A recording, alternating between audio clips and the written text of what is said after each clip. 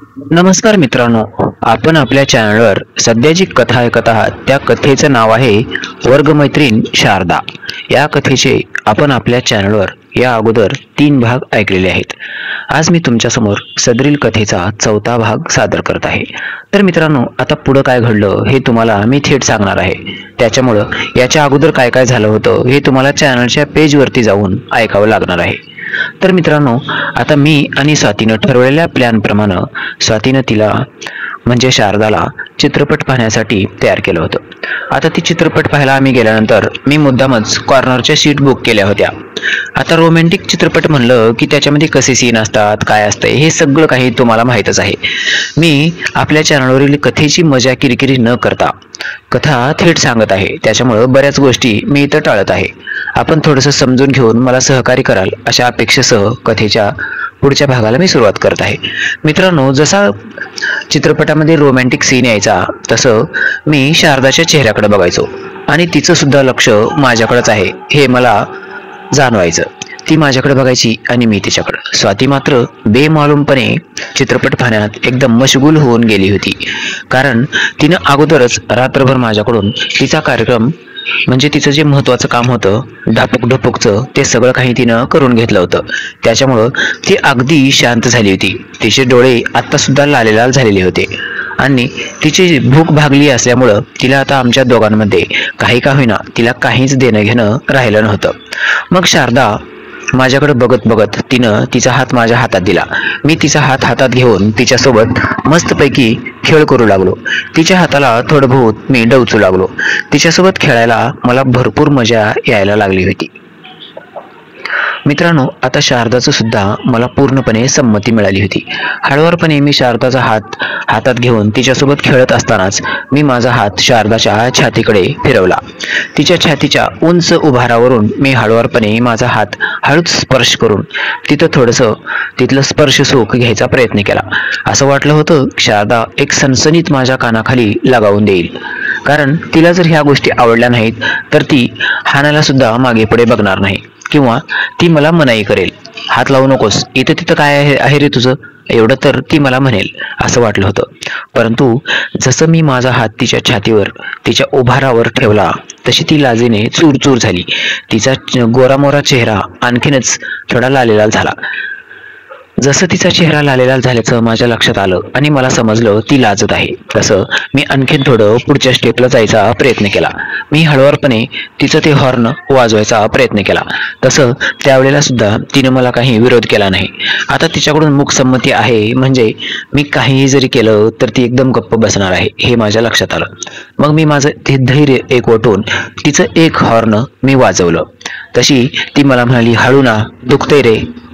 आता मात्र तिच्याकडून पूर्ण संमती आहे हे माझ्या परिपूर्णपणे लक्षात आलं। मित्रांनो, आग दोन्ही बाजूला समान लागली होती। ती सुद्धा मला तेवढ्याच प्राकर्षानं मदत करत होती, म्हणजे मला सपोर्ट करत होती। मग मी माझा हात उचलला आणि तिच्या दुसऱ्या बाजूवर ठेवला आणि त्या बाजूचं पण हॉर्न मी एकदम जोरात वाजवलं। पॉ पॉ पॉ पॉ असं मी तोंडानं म्हणालो। जसं मी तोंडानं पॉ पॉ पॉ पॉ केलो तसं ती हसू लागली आणि मला म्हणाली, वाजतंय का? मी म्हणालो, हो ना, परंतु खूपच कडक आहे, एकदम गच्च आहे बघ। मग ती मला म्हणाली, हो का? त्याची सर्व्हिसिंग झालीच नाही ना, आणि त्याला हात लावणारा तू पहिलाच प्राणी आहेस। मी म्हणालो, खरंच म्हणतेस ना? तशी ती मला म्हणाली, आता तुला विश्वास जर ठेवायचा आहे तर ठेव, आणि जर तुला विश्वास ठेवायचा नसेल ना तर नकोच ठेवूस। मला पुरुषांची जात एवढीच आवडत नाही की कितीही त्यांना खरं बोला त्यांना विश्वास वाटतच नाही। अरे, तू माझ्या हॉर्नवर हात ठेवलास आणि त्यांना दाबलाच, त्या क्षणाला तुला समजायला पाहिजे होतं त्याच्यामध्ये कठोरपणा किती आहे, ते किती निब्बर आणि किती कडक आहेत बघ ना। जर त्याची सर्व्हिसिंग झाली असती तर ते एकदम मऊ पडले असते। मग मी तिला म्हणालो, कसं ग, तुला एवढं कसं नॉलेज आहे? तसं ती मला म्हणाली, मला नॉलेज बिलेज काही नाही रे, कारण त्याला कुणी हात लावलाच नाही आणि ते इतके कडक आहेत, म्हणजे याचा अर्थ त्याला कुणी वापरलेलं नाही म्हणून तर ते कडक आहेत ना। आणि मी अनेक स्त्रियांचे अनेक पोरींचे हे हॉर्न बघत असते, ते कसे झोळ पडलेले असतात, ते खाली पडलेले झोळ झालेले वर आदर लटकत राहावेत म्हणून त्या स्त्रिया किंवा मुली ब्रेशर वापरत असतात। परंतु मला मात्र असं काहीच गरज नाही बघ, जे काही वापरते ना ते नॅचरल आहे। मी फक्त माझ्या अंगावरचा ड्रेस घातला की बस ते ऑटोमॅटिकच वरच्या बाजूला लटकून राहतात. मित्रांनो, खरं सांगायचं म्हणलं तर तिची जी बोलण्याची पद्धत होती, तिच्या त्या बोलण्याच्या स्टाईलवरून, तिच्या पद्धतीवरून आणि तिच्या अभ्यासावरून माझ्या लक्षात आलं की ती खूपच चंचल आणि एकदम हुशार, टॅलेंटेड आहे. कारण तिचा एवढा मोठा अभ्यास होता की तिनं याच्या अगोदर कधी कोणाच्या हॉर्नला हात सुद्धा लावला नसेल किंवा त्याला दाबून पण बघितलं नसेल, परंतु फक्त नजरेच्या सहाय्यानं तिनं अनेक स्त्रियांचं विश्लेषण केलं होतं. अनेक मुलींचे जे मोठे मोठे असतात हॉर्न, ते खाली लटकलेले असतात, ते मऊ पडलेले असतात, त्याच्यामुळेच त्यांना ब्रेशर वापरावं लागते हे सुद्धा तिनं ओळखलं होतं. आणि तिच्या शरीरावर ब्रेशर वगैरे घालण्याची काहीच गरज नाही हे सुद्धा तिनं स्वतःहून मला सांगितलं होतं. मग मी जसं त्यांना चापचून बघितलं तसं खरोखरच तिने तिच्या अंगावर ब्रेशर वगैरे काही घातलेली नव्हती. तिच्या अंगावर तिचा टॉप होता आणि खाली तिने एक लेगीज घातलेली होती. ती लेगीज पॅन्ट आणि टॉप जर सोडलं तर बाकीचं आंतरवस्त्र कसलंच तिच्या अंगावर बहुतेक तर नसावं. मग मी हळूवारपणे तिच्या कानाच्या जवळ गेलो आणि तिला म्हणालो, शारदा, एक विचारू का ग? ती मला म्हणाली, हो विचार ना. मी म्हणालो, नको बाबा, जाऊ दे. ती मला म्हणाली, का रे, काय झालं? मग मी परत तिला म्हणालो, नकोच. विचारणार होतो, विचारायची खूप इच्छा जागृत झाली होती, परंतु तुला राग येईल, नकोच. ती मला म्हणाली, काय यार, आता एवढ्या जवळ आलायस, एवढ्याच नाही त्या ठिकाणी स्पर्श केलास आणि आता तुला मला राग यायची भीती तुला काय वाटत आहे? असा काय प्रश्न विचारणार आहेस की ज्याच्यामुळं मला राग येईल असं तुला वाटतंय? मी म्हणालो, हो तसाच प्रश्न होता, म्हणूनच तुला विचारणार होतो, पण जाऊ दे. ती मला म्हणाली, हो माझ्या लक्षात आलं तू काय विचारणार आहेस ते. तर मी उत्तर देते, ऐकून घे. अगोदर उत्तरच सांगू का मी तू मला काय विचारणार आहेस तो प्रश्न सांगू? मी म्हणालो, दोन्हीपैकी काही जरी सांगितलीस ना तर मी पण तुझ्या एवढाच टॅलेंटेड आहे. तू जर डायरेक्ट उत्तर जरी सांगितलीस तरी पण मला चालेल आणि तू मला प्रश्न जरी माझा तू ओळखून दाखवलीस तरी पण चालेल. सांग, काय तुझ्या मनामध्ये आहे तेच सांग मला. ती तात्काळ मला म्हणाली, तुला हेच विचारायचं ना, तुला बॉयफ्रेंड होता का, आहे का? मी मोठ्यानं हसू लागलो, वेडी रे वेडी. अगं, मला असा प्रश्न काही विचारायचाच नव्हता. तू स्वतःहून मी तुझ्या हॉर्नला हात लावल्याबरोबर जे सांगितलीस ना, तुझे एवढे फिटिंगमध्ये आहेत म्हणून, त्याच्यावरूनच मला समजलं तुला जर बॉयफ्रेंड असता आणि त्यानं जर त्याच्यावर मेहनत केली असती, थोडा बहुत जरी वापर केला असता तर त्याच्यामध्ये थोडी तरी एकदम मऊपणा आला असता. परंतु आता मात्र तुझं एवढं कडक बघून, हे सगळं बघून मला सुद्धा असं वाटू लागलं आहे की तुझा बॉयफ्रेंड वगैरे असणं शक्यच नाही. ते खूपच एकदम मादक आणि मस्त आहेत बघ, मला खूप आवडले. ती हसली आणि मला म्हणाली, मग आता ह्याच्या पलीकडं मला बॉयफ्रेंड आहे की नाही हे जर तुला विचारायचं नाही तर तू काय विचारणार होतास, जे की तू विचारल्यानंतर मला राग येईल असं तुझ्या मनामध्ये तुला वाटत होतं? मी तिला म्हणालो, शारदा, खरं जर सांगायचं म्हणलं ना तर पोरांच्या मनामध्ये अनेक प्रश्न असतात, परंतु एकदा जर पोरगी जवळ आली आणि तिला काही प्रश्न विचारलेला आवडला नाही तर ब्रेकअप होण्याचे खूप चान्सेस असतात.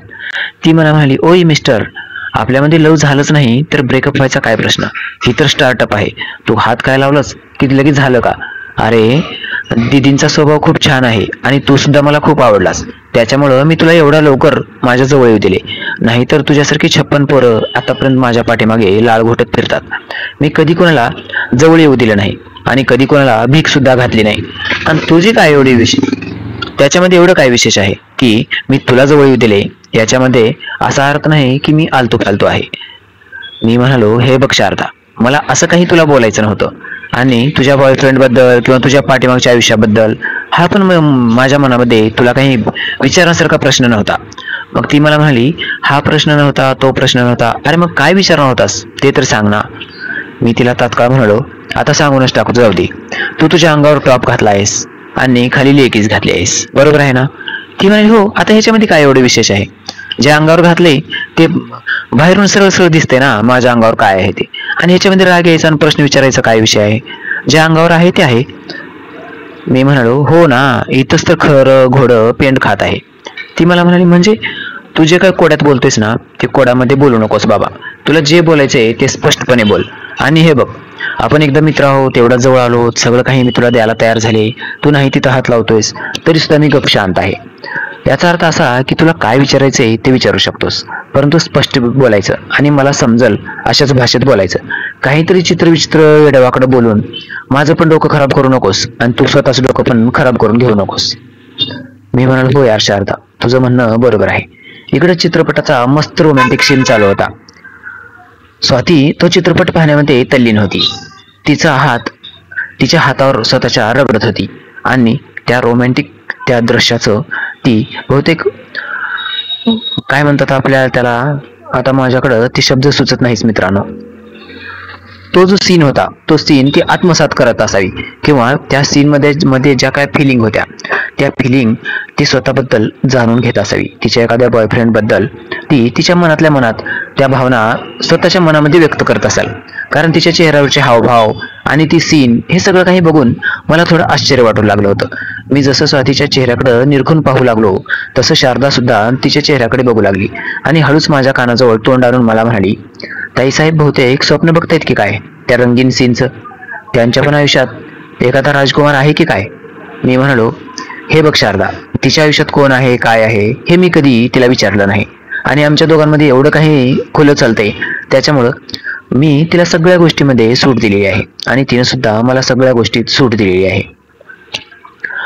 मग शारदा मला म्हणाली, असं आहे का? मग ताईच्या बॉयफ्रेंड बद्दल तुला काहीच माहित नाही का? मी म्हणालो, मला काही गरजच पडली नाही तिच्या बॉयफ्रेंड बद्दल विचारून घ्यायची. मग ती म्हणाली, थांब मीच विचारते तिला. ताईंना विचारते, तुमचा बॉयफ्रेंड वगैरे आहे का? मग मी तिला म्हणालो, अगं हा वेळ आहे का विचारायचा? नंतर भरपूर वेळ आहे तुझ्याकडं, कधीतरी विचारून घे ना, लगेचच काय? आता तर आपण एकदम रोमॅन्टिक मूडमध्ये आलो आहोत आणि तू माझ्या मूडचं पूर्णपणे खोबरं करून टाकत आहेस बाई. ती मला थोडंसं हसली आणि मला म्हणाली, ठीक आहे साहेब, मी ताईकडे लक्ष देत नाही, चलू द्या आपल्यामध्ये जो खेळ चालू होता तो. परंतु त्याच्या अगोदर तुमच्या मनामध्ये जो काही प्रश्न होता ना तो मला विचारा ना. आता माझं पण मन अधीर झालंय. कधी एकदा तुमच्या मनातली ती गोष्ट मी जाणून घेऊ असं मला होऊन गेले. मग मी तिला म्हणालो, हो ना, आपल्याला कोणी जर काही प्रश्न एकदम कोड्यामध्ये टाकण्यासारखा विचारला तर आपलं मन अधीर होऊन जातं. माझं पण तसंच आहे बघ. एखादी कोणती सिक्रेट गोष्ट मी जर ऐकलो तर त्या गोष्टीच्या शेवटच्या टोकापर्यंत मी कधी एकदा पोहोचतो आणि ती गोष्ट मला कधी माहीत होते असं मला होऊन जातं. ती मला म्हणाली, हो ना, माझं पण तसंच आहे. आता तू वेळ घालू नकोस, सांग मला लवकर. माझ्या मनामध्ये आता उत्सुकता लागून गेली आहे. काय प्रश्न आहे की जे मला राग येईल असं तुझा कोणता प्रश्न असणार आहे? हो हो हो, थांब थोडंसं, तू नको प्रश्न सांगू. ती मला म्हणाली. मी तिच्याकडे हातबलपणे बघू लागलो आणि तिला म्हणालो, तुला वेडबीड लागली काय? एकदा सांग म्हणतेस, एकदा सांगू नको म्हणते. ती लगेच मला म्हणाली, थांब, माझ्या मनामध्ये एक प्रश्न आलाय, तो तर प्रश्न तू विचारणार नाहीस ना? मी म्हणालो, कोणता प्रश्न? ती तात्काळ मला म्हणाली, म्हणजे तुझं कोणासोबत काही झालं आहे का? कोणी हात फिरवला नसेल तर, परंतु मी चिठ्ठी वगैरे कोणाला दिली का? कोणासोबत माझं लव अफेअर होतं का? बॉयफ्रेंड जरी नसला तरी एखादा मला बेस्ट फ्रेंड वगैरे आहे का? हेच तुला विचारायचं असेल ना? आणि माझं कोणासोबत काही झालं वगैरे आहे का हे एक विचारायचं असेल, दुसरं काय विचारणार? किंवा मला कुठला पुरुष मुलगा आवडतो का हे एक विचारायचं असेल. ह्याच्यापैकीच कुठली का असणार गोष्ट आहे? मी म्हणालो, छे छे छे, यापैकी कुठलीच गोष्ट नाही ग. ती मला म्हणाली, आत्ता मात्र माझं टेम्परेचर वाढू लागलं आहे बघ. सांग बाबा लवकर तूच काय आहे ते, आता मला धीर धरवत नाही बघ.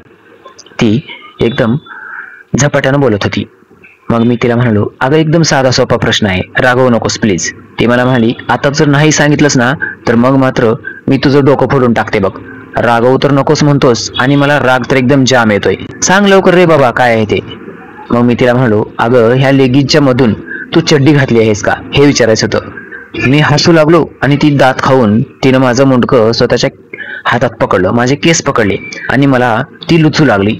आमच्या दोघांमधली झटापट बघून स्वाती भानावर आली. ती त्या चित्रपटामध्ये इतकी तल्लीन झाली होती की आमच्या दोघांमध्ये काय बोलणं चालू आहे किंवा आमच्यात काय सीन चालू आहे हे याच्याकडं तिचं अजिबात लक्ष नव्हतं. आमच्या दोघांची झटापट बघून ती तात्काळ भानावर आली आणि ती लगेच म्हणाली, अरे अरे अरे काय चालू आहे? मी इकडं चित्रपट बघण्यात व्यस्त आहे आणि तुम्ही तर मस्त कळवंडच धरली आहे की भांडणच जुंपलाय तुम्ही एकमेकासोबत. मग शारदा म्हणाली, ताईसाहेब बघा ना, हा माझ्यासोबत कसा वागतोय बघा, कसले कसले नाही तसले प्रश्न विचारतोय मला. लगेच स्वाती मला म्हणाली, काय विचारलंस रे, गाढव आहेस की काय? तिला काय तू भंडावून सोडलेस, काय काय विचारतोयस? माझं लक्ष पूर्ण चित्रपटावर होतं तर तोपर्यंत तू हिला एवढं परेशान करून सोडलंस की दोघांमध्ये झटापट पण चालू झाली. काय करावं बाई, तुमच्या दोघात काही चालू होण्याच्या अगोदरच सगळं काय मावळतं की काय असं मला वाटू लागलं आहे. मग मी तिला म्हणालो, अगं तायडे, मी तिला काहीच विचारलं नाही ग. मग तू नक्कीच तिला तिच्या बॉयफ्रेंड बद्दल किंवा तिच्या पाठीमागच्या आयुष्याबद्दल काहीतरी प्रश्न विचारला असशील. त्याच्याशिवाय ती एवढी झटापट करू शकते का? अरे ती किती मनमिळावू मुलगी आहे हे मला विचार, आणि तू मात्र तिच्या कुठल्या स्टेपला जाऊन पोहोचलास, काय करतोस, काय राजेश, हे मला तर अजिबात पटत नाही बघ. मी म्हणालो, तायडे तू ऐकून तरी घे ना ग बाई. असं आमच्या दोघांमध्ये काहीच झालं नाही. मी फक्त हिला एक छोटासा प्रश्न विचारला होता. मग ती मला म्हणाली, गप्प बस आता काही विचारू नकोस. तिनं माझे केस सोडले आणि स्वातीनं आमच्या दोघांमध्ये हस्तक्षेप केला. आता जे आमचं नसलेलं भांडण स्वातीला जे वाटत होतं आमच्यामध्ये भांडण आहे, ते भांडण आता स्वाती मिटवायचा प्रयत्न करत होती.